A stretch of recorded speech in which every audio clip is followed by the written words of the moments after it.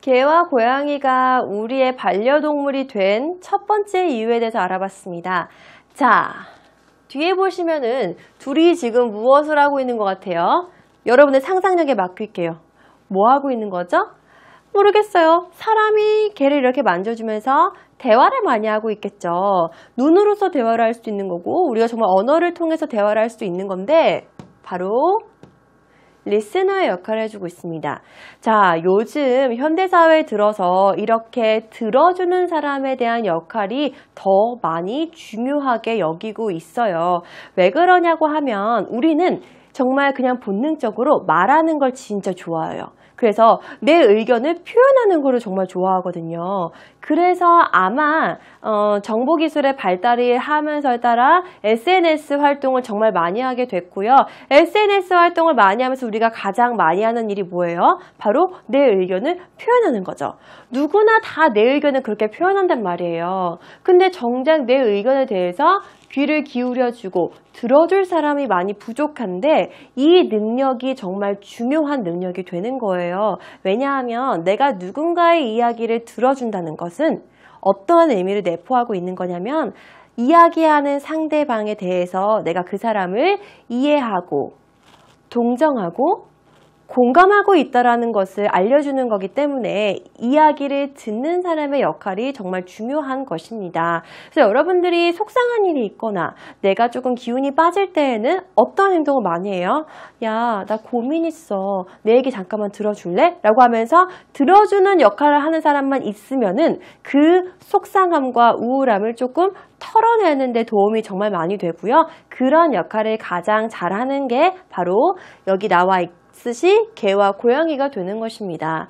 그래서 여러분들이 아마 그 정신과 의사들이 하는 역할 중에 가장 중요한 역할이 바로 그냥 묵묵히 그 환자의 이야기를 들어주는 사람의 역할을 하는 거예요. 그래서 여러분들이 영화를 보게 되면은 이제 정신과 의사에 대해서 그 사람의 삶에 대해서 이야기를 나누는 걸 보면은 이야기를 많이 들어주는 역할을 합니다. 꾸빼 씨가 행복을 찾아가는 그 영화 내용이잖아요. 꾸빼 씨의 행복 여행인가? 지금 정확한 제목이 기억이 안 나는데 그 영화에서 그 꾸빼라는 사람이 가지고 있는 직업이 정신과 의사인데 그 사람이 하고 있는 일은 잘 보면은 들어주는 역할만 제일 많이 하는 거예요. 그게 메인 역할이 되는 건데 바로 그 일을 누가 할 수 있는 거죠? 개와 고양이가 할 수 있어서 우리의 반려동물, 우리의 우울함을 많이 치료해주는 그런 역할을 하지 않았나라는 생각이 드는데 방금 이야기했어요. 듣는 사람들 중에서 듣는 사람들이 가장 잘하는 역할이 바로 짠! 공감하고 동정하는 역할입니다. 영어로 한번 살펴볼게요. empathize, empathize, 그리고 sympathize, sympathize. 자, 이 두 단어를 선정한 이유가 있습니다.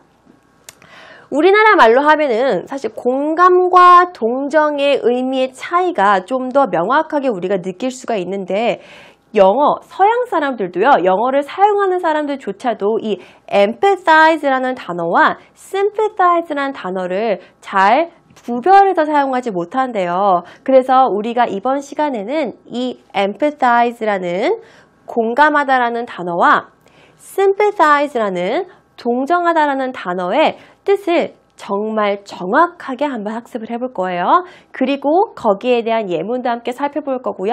예문 안에 있는 문장의 뜻과 발음까지도 완벽하게 한번 학습을 해보고 그 다음으로 넘어가 보자고요.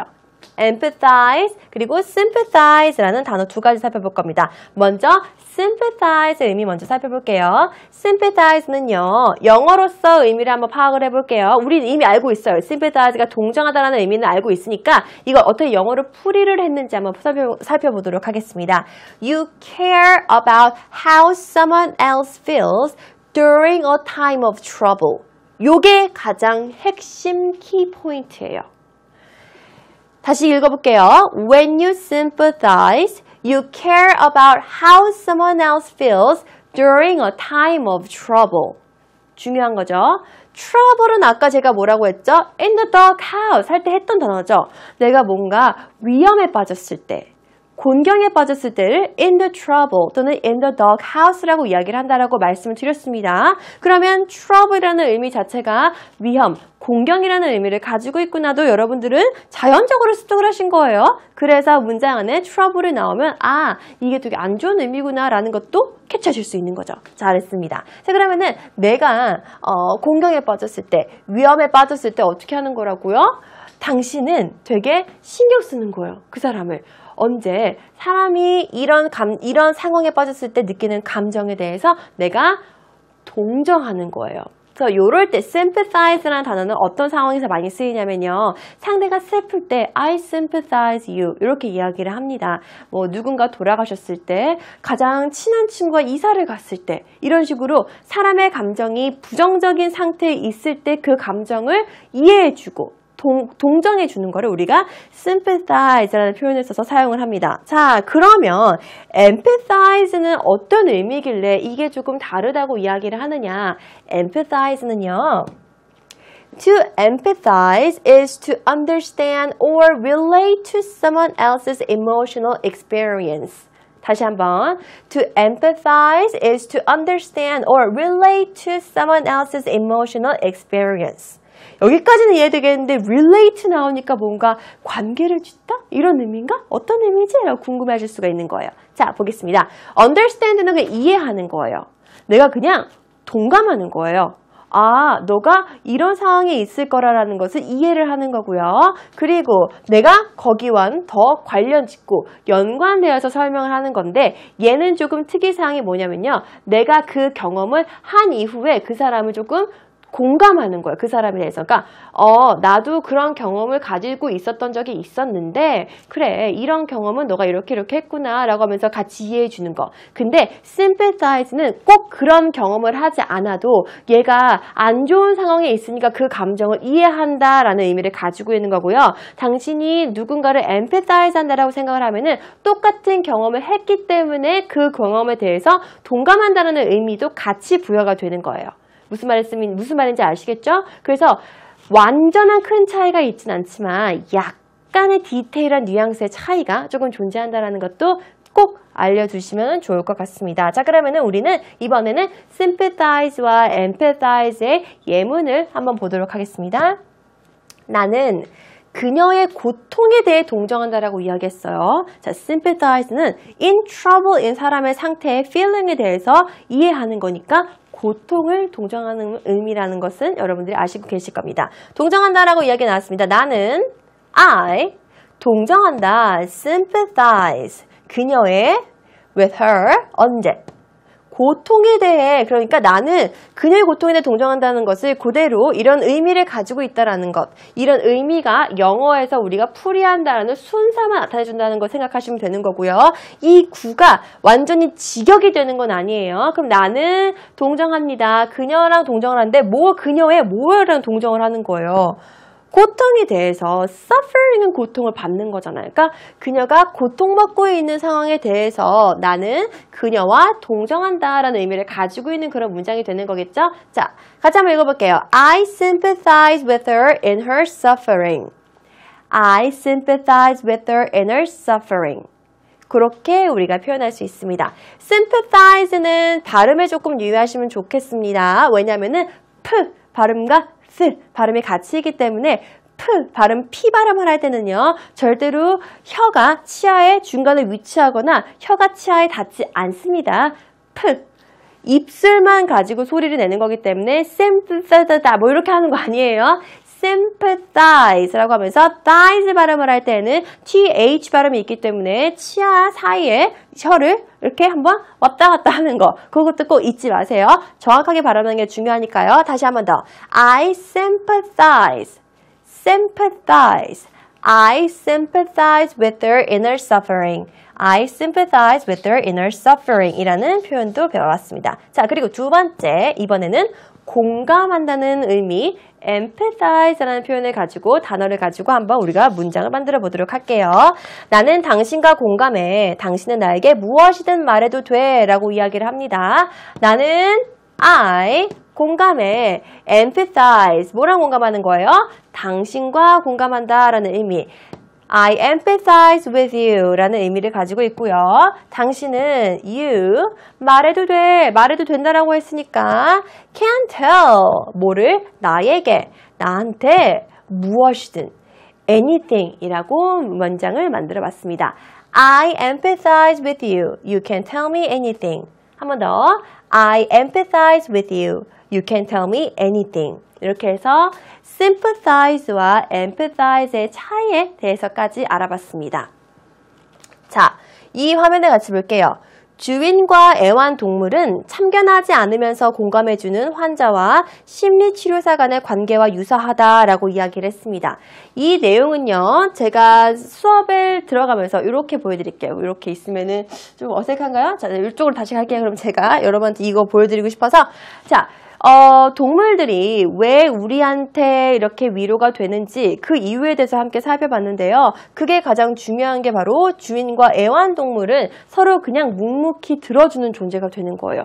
묵묵히 들어주니까 어떻게 되는 거죠? 아, 누군가가 나를 이해하는 사람, 나를 공감하고 동감하는 사람이 있구나 라는 의미 때문에 우리가 자꾸자꾸 애완동물을 키우고 거기에 대해서 위로를 받는다고 이야기를 합니다. 저도 사실 굉장히 힘든 하루를, 그러니까 하루하루가 맨날 즐겁지만은 않잖아요.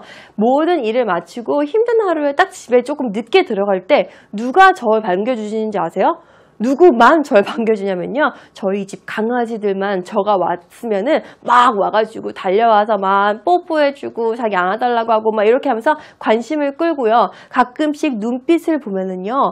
그들 안에서도 다 표정이 있는 것 같아요. 제가 나 오늘 좀 힘들었어 이런 식으로 이런 눈빛을 보내잖아요. 그러면은 고양이랑 강아지, 근데 고양이 말고 개들도 저한테 뭔가 그렇게 주인이 힘드셨어요 뭐 이렇게 이야기하는 것 같아요. 근데 그런 되게 작은 순간들이지만 그런 순간들이 저한테 되게 많이 위로가 되는 거거든요. 그래서 조금 말썽도 부리고 막 쓰레기통 다 뒤져놔요. 어느 날에는 너무 피곤한 몸을 이끌고 집에 가는데 모든 쓰레기통을 다 뒤져놓는 거예요.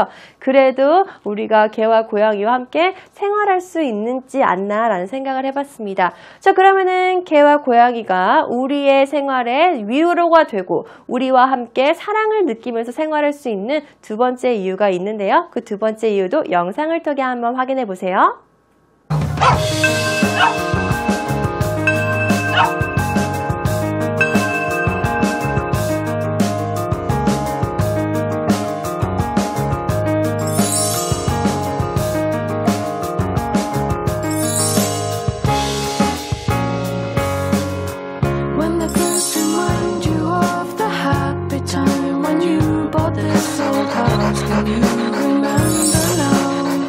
The satisfaction when you finally arrive. Tell me, what are you feeling now? Now that you stand here, old with your feet cold, dirty white melts away, soft as up.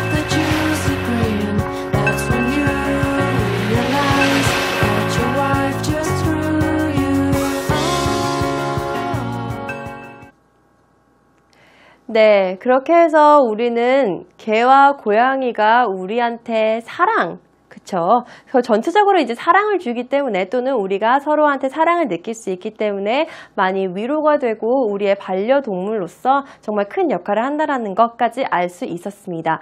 이런 사례가 정말 많아요. 실제로 어떻게 사용이 됐냐면요. 우리는 지금 가정에서 우리가 일상생활을 하면서 어떻게 우리가 반려동물로서 강아지와 고양이를 선택을 했고 그 동물들이 우리한테 어떤 감정을 주는지를 알았는데 이번에는 조금 다른 용도 또는 이런 용도를 의도하지 않았는데 이런 효과가 나왔던 그런 사례들을 조금 더 말씀을 해드릴게요. 예를 들어서 그 한 시설 중에서 노숙인 재활시설인 그 지역인 장소에서도 개와 고양이 때문에 그 안에 있는 사람들, 그 노숙인 시설에서 활동을 하는 사람들이 굉장히 많이 위로도 받고 그리고 조금 새롭게 생활할 수 있었다라는 그런 사례들이 있었습니다. 뒤에 보시면은 여기 뭐라고 나와 있냐면요. 개와 고양이는 애착과 숭배의 표현을 통해 주인에게 어떤 결함과 실패가 있더라도 그를 사랑하고 존중한다는 사실을 느끼게 해준다고 이야기했죠. 그러면 제가 방금 이야기한 그 노숙자 시설이라는 곳에서 그곳에서 개와 고양이를 통해서 그 안에 있는 사람들, 그 시설 안에서 생활을 하고 거주하는 사람들이 어떻게 치료를 받았겠어요? 내가 조금의 실패가 있었을 거예요, 인생에서. 근데 그 실패를 딛고 일어설 수 있는 계기가 있어야지만 사람은 실패를 하는 게 중요한 게 아니라 그 실패를 딛고 일어설 수 있어야지만 거기에 이제 또 배우고 성공으로 한 발자국 다가갈 수 있는데 그 역할을 개와 고양이가 해준 거죠. 주인님 괜찮아요. 제가 있잖아요. 제가 사랑합니다. 라고 자꾸자꾸 개와 고양이가 주인이 어떠한 위치에 있건 어떠한 괴로움과 고통을 당했을지언정 항상 오면서 스포트를 해주게 되니까 내가 나도 사랑받는 존재구나. 나도 이들한테는 정말 중요한 존재가 되는구나 라고 하면서 정말 많이 치료가 됐다고 이야기를 해요. 이렇게 정말 우리가 일반적으로 생활하는 공간에서 뿐만이 아니라 정말 치료 목적으로도 동물이 많이 사용이 되는데 그 동물 중에서 자폐아를 치료를 한 돌고래 얘도 많이 있대요. 근데 걔네들이 왜 자폐아들이 그렇게 치료를 받냐면요. 우리가 사랑을 느끼고 누군가가 케어를 해준다는 거는 촉감을 통해서 많이 치료를 한다고 하는데 돌고래를 이렇게 만지면서 또는 털이 있는 강아지나 고양이들 이렇게 만지면서 내가 위로도 받고 그리고 거기에서 치료도 하기 때문에 아마도 이렇게 치료의 목적으로서도 동물들, 개와 고양이뿐만이 아니라 다른 동물들도 많이 사용이 된다고 이야기를 합니다. 그래서 우리가 가정에서 흔히 잘 키울 수 있는 동물들이 개와 고양이이기 때문에 그 반려동물로서의 역할을 개와 고양이가 하면서 우리가 많이 회복도 되고 위로도 받고 치료도 받는다고 이야기를 하죠. 자, 그래서 오늘 가장 중요한 역할을 하는 이 개와 고양이는 우리한테 어떤 감정을 제일 많이 전달해 준다라고 이야기를 하는 거예요? 맞아요. 바로 사랑입니다. 자, 근데 이 사랑에 대해서 우리가 오늘 동의어를 살펴볼 거예요. 제가 처음에 이 수업을 준비를 하면서 과연 사랑에 관련된 동의어가 몇 개가 있을까? 내가 생각할 수 있는 동의어는 like밖에 없는데? 라고 생각을 하면서 막 서치를 해보니까 정말 저는 새로운 사실들을 많이 깨달았어요. 사랑이라는 이런 큰 감정 안에 진짜 많은 감정들이 내포되어 있구나. 우리가 일반적으로 사랑해 라고 이야기를 하면은 그냥 굉장히 단순하게, 모르겠어요. 제가 너무 단순한가 봐요. 되게 단순하게 어떤 생각을 많이 하냐면요. 남녀 간의 사랑. 만 생각을 많이 해요. 근데 정말 이 사랑한다는 의미는요. 남녀 간의 사랑에만 감정을 사랑한다라고 표현하는 게 아니더라고요. 어떤 때에도 또 사랑한다라고 표현을 하냐면요. 감사.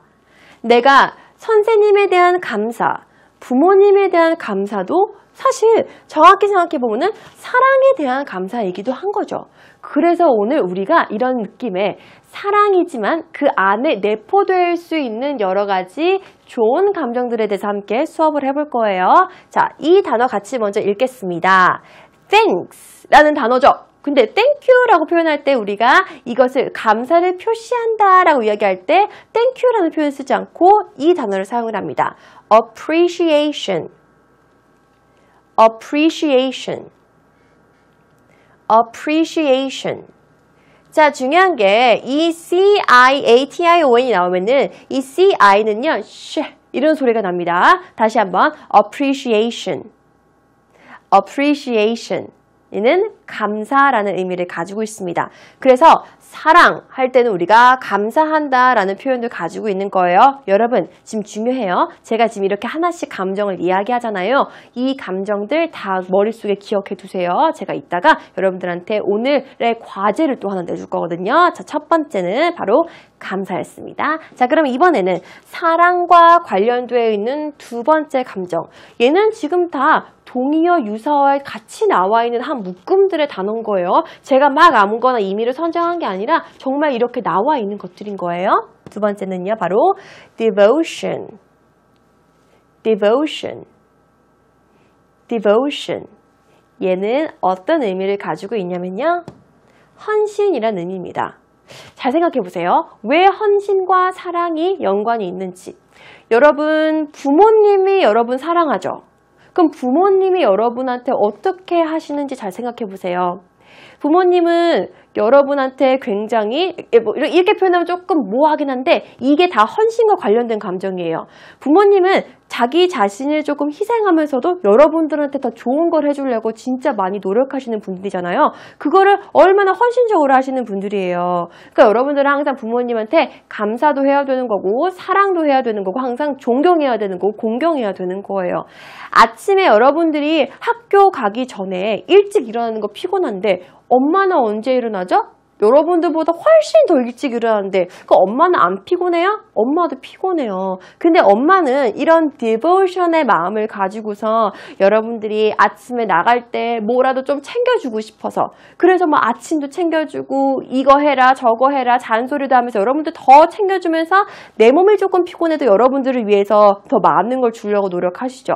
엄마만 그런 게 아니라 아빠도 그렇잖아요. 그래서 부모님들의 이런 사랑을 우리가 그 감정 뒤에 이런 devotion, 헌신적인 감정도 있구나라는 것까지 여러분들이 알고 가시면은 조금 더 고마운 마음이 생기지 않을까라는 생각이 듭니다. 자, 이번에 살펴볼 사랑과 관련된 세 번째 단어는요, 바로 fondness입니다. fondness 하지 않고 fondness, fondness, fondness. 얘는 가장 일반적으로 제가 제일 처음에 생각했던 그 감정이에요. 좋아함이라는 감정입니다. 맞아요. 사랑을 생각하면 우리는 좋아한다는 감정을 생각하고 그렇게 이 생각을 많이 하죠. 그래서 왜 이런 말 하잖아요. 야, 좋아하는 거랑 사랑하는 거랑은 조금 달라. 비슷하지만 조금 다르다고 생각하시면 조금 다른 거예요. 거기에 대한 정답은 없는 거지만 어쨌든 사랑을 느끼기 위해서는 우리가 그 사람에 대한 호감, 좋아하는 감정도 있어야지만 우리가 사랑을 느낄 수가 있는 거죠. 내가 좋아하는 대상이 꼭 사람이 아니어도 개가 될 수도 있는 거고 또는 그 특정한 과목, 공부하는 게 될 수 있는 거고 특정한 행동이 될 수도 있는 거고 뭐 얘기해서 그래서 나는 자전거를 타는 걸 진짜 좋아해 라고 이야기할 때 I love riding bicycles 라고 이야기하잖아요. 그때도 사랑한다라는 동사를 써서 표현을 하는 거죠. 그래서 좋아한다는 표현을 완성시킬 수 있는 거구나까지 우리가 알 수 있습니다. 자, 그러면 네 번째 감정이 되는 거겠네요. 이번 감정은 friendship, friendship, friendship. 바로 우정입니다. 여러분들이 가장 제일 많이 느낄 수 있는 감정이 되겠네요. 친구 사이의 우정, 사랑만큼 정말 끈끈하고 중요한 감정이 되는 거죠. 자, 이 중에서 여러분들이 안 느껴본 감정이 없을 거예요. 자, 지금 네 가지 감정 배웠습니다. 첫 번째는 appreciation, 두 번째는 devotion, 세 번째는 fondness, 네 번째는 friendship이었습니다. 그리고 우리가 생각해야 되는 다섯 번째 다섯 번째 감정이죠. 다섯 번째 감정은 바로 짠, passion, passion, passion. 뭐예요? 열정인 거죠. 열정입니다. 자, 왜 열정이 사랑과 같은 의미로서 또는 비슷한 의미로서 사용이 될 수 있느냐? 여러분 생각해 보세요. 내가 어떤 곳에 열정을 가지고 있어요? 열정을 가지고 있다는 것은 그거를 사랑하지 않으면 할 수가 없어요. 내가 어떠한 특정한 과목이든 어떠한 특정한 일이든 어떠한 특정한 사람이든 그것에 열정을 보이는 거는요. 거기에 내가 긍정적인 감정을 가지고 있다는 의미를 가지고 있는 거고요. 거기에 대해서 내가 뭘 느끼는 거예요? 사랑을 느끼는 거예요. 내가 아마 이 강아지한테 보이는 열정이 어떻게 표현이 되는 거죠?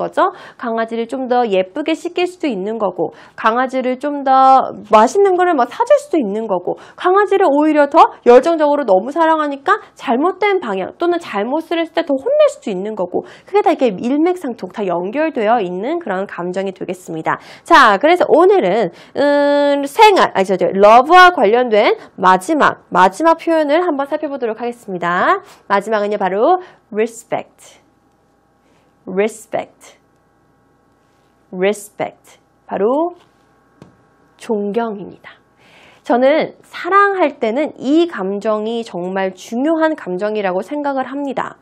여러분들이 특히나 선생님에 대한 사랑 또는 부모님에 대한 사랑을 이야기할 때에는 아마 이 respect라는 존경심에 대한 감정을 빼놓고 이야기할 수가 없을 거예요.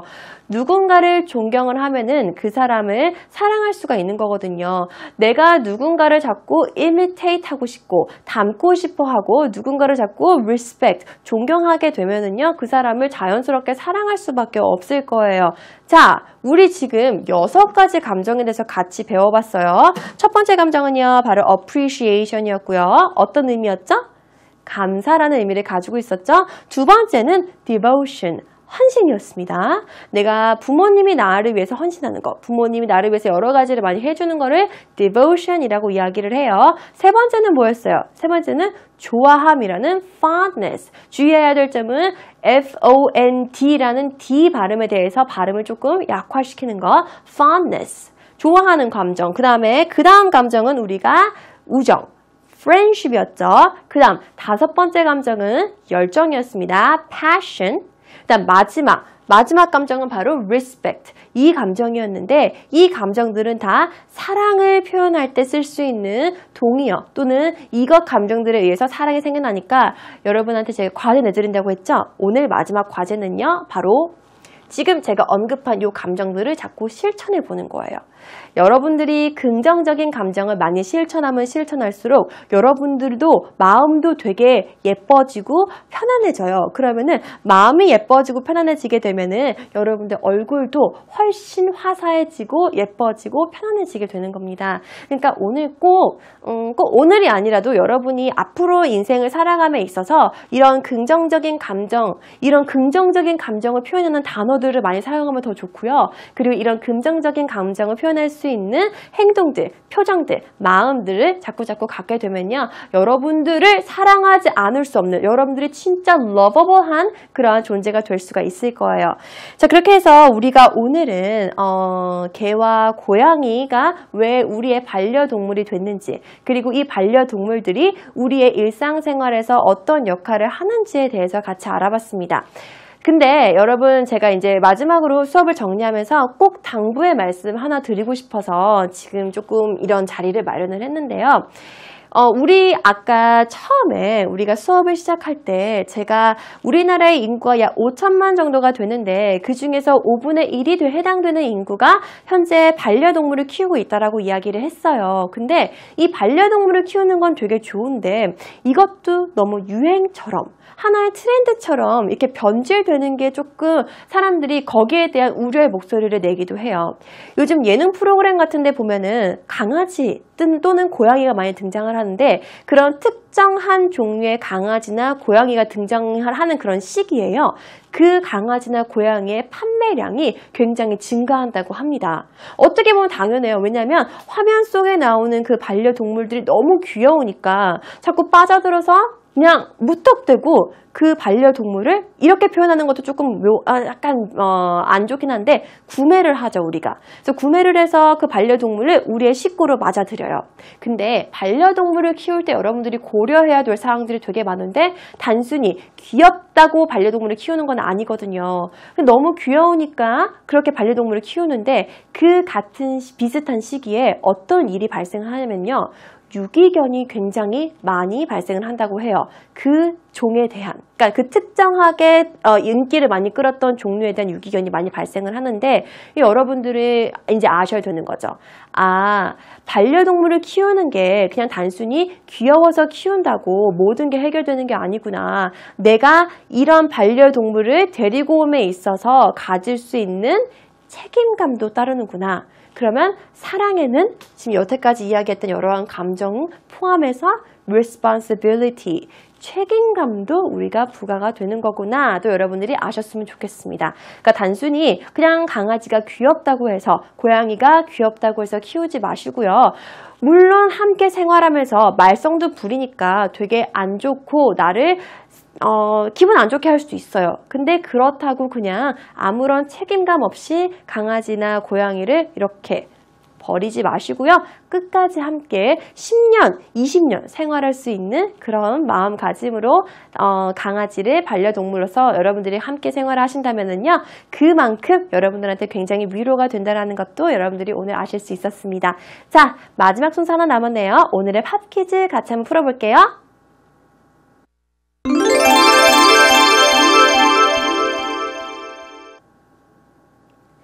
오늘의 팝 퀴즈입니다. 오늘 우리가 수업 시간 내내 이야기했었던 동물들이 있었죠. 자, 이 동물은요, 우리의 반려동물이 되었고요. 그리고 우리의 반려동물이 되면서 우리한테 위로도 해주고 사랑도 표현해주고 우리의 친구가 되었습니다. 자, 오늘의 문제입니다. 오늘의 문제는요. What are the names of the animals that became friends with us? 한 번 더. What are the names of the animals that became friends with us?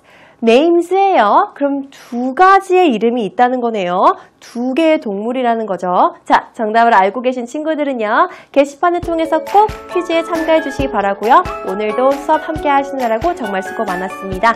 다음에도 똑같은 자리에서 똑같은 시간에 우리 만나서 재밌게 영어 수업 해봐요. See you later. Bye bye.